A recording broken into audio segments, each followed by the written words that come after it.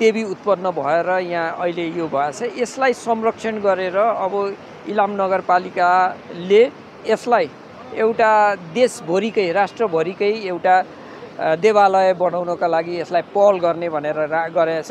हाम्रो चाहिँ एकदमै आस्था छ, किनभने हामी ढुङ्गामा हामी देवता पुज्दै अहिलेसम्म आइरहेका छौँ। यसलाई चाहिँ पोजिटिभ ढङ्गले सही ढङ्गले निर्णय गर्ने एउटा कार्यविधि छ, कानुन छ, त्यो विधिसङ्गत रहने गरी हाम्रो यो सहमति भएछ। चाँडैभन्दा चाँडै यसलाई व्यवस्थापन गर्ने हामी लागिरहेछौँ। देवी शक्तिपीठको शिला संरक्षणमा जुट्यो इलाम नगरपालिका। इलाम नगरपालिका देवी शक्तिपीठको शिला संरक्षणमा जुटेको छ।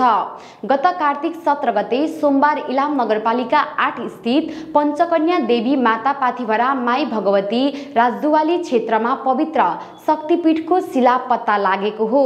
शिलाको पहिलो उत्खनन वडा नम्बर 4 कार्की गाउँकी माता सुश्री पर्मिला कार्कीले गर्नुभएको थियो। धार्मिक प्रेरणा र दर्शनका क्रममा उहाँले यो स्थलमा शक्तिशाली शिला देखेपछि आफन्तहरूलाई जानकारी गराउनु भएको थियो।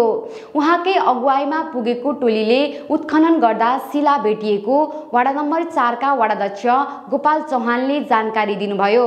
यो चाहिँ हाम्रो 17 गते यहाँ हाम्रो एकजना माता 23 वर्षीय प्रमिला कार्की भन्ने इलाम नगरपालिका वार्ड नम्बर 4 मा पर्छ उहाँको घर। उहाँलाई सपनामा देखेर उहाँ आउनुभयो बिहान 6 बजे। 6 बजे चाहिँ यहाँ शिला छ भन्ने कुरो थाहा भएपछि उहाँले यहाँ खोतलेर शिला निकाल्नुभयो। त्यसपछि यहाँ उहाँहरूसँगै आउनुभएको बुबा काकाहरूले यो शिलालाई खोतल्दार 5वटा शिला भेटियो।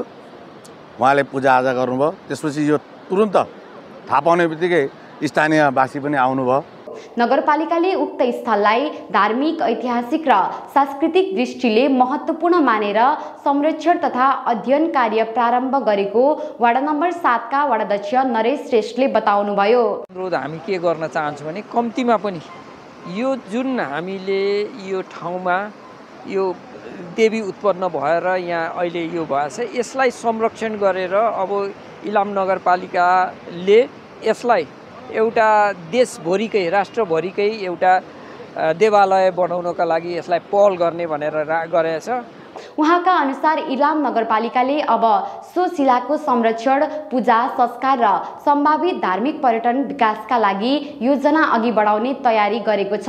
वडा नम्बर 8 का वडाध्यक्ष दलमान तामाङका अनुसार यस क्षेत्रलाई धार्मिक गन्तव्यका रूपमा विकास गर्ने दीर्घकालीन योजना बनाइँदैछ।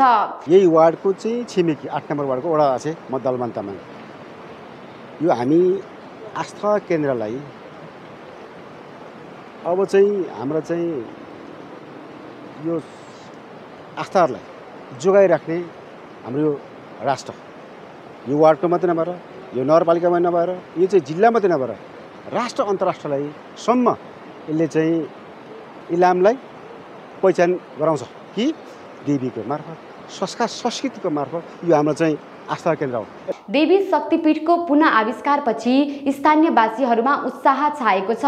उनीहरूको भनाइमा पाथिभरा माई भगवती राजदुवाली क्षेत्रमा इलामकै प्रमुख धार्मिक तथा पर्यटकीय गन्तव्य बन्ने सम्भावना बढेको छ।